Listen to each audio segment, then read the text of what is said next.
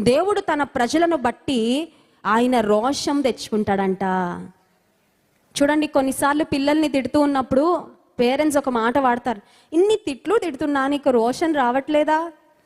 ఇన్ని తక్కువ మార్కులు వస్తే మీ క్లాస్లో టీచర్ అందరి ముందు నిన్ను అవమానకరంగా మాట్లాడితే రోషన్ రావట్లేదా?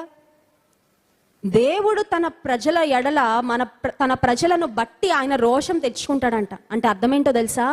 నీవు అవమానకరంగా సమాజంలో ఉంటే, నిన్ను అందరూ చీదరించుకుంటూ ఉంటే ఆయనకు బాధే. నీవు దీనస్థితిలో ఉంటే, నీవు తూలనాడబడుతూ ఉంటే, నీవు తృణీకరించబడుతూ ఉంటే, నువ్వు ఓడిపోతూ ఉంటే ఆయనకు బాధే. అందుకని నువ్వు ఆయన వైపు పశ్చాత్తాపడి తిరిగితే, చెడు నడతలను మానుకుంటే దేవుడు అంటున్నాడు, నా బిడ్డ నీకే కాదు నీ గురించి రోషం, నేను కూడా నిన్ను బట్టి రోషం తెచ్చుకొని నా జాలిని నీ పైన చూపిస్తాను. హల్లెలూయా.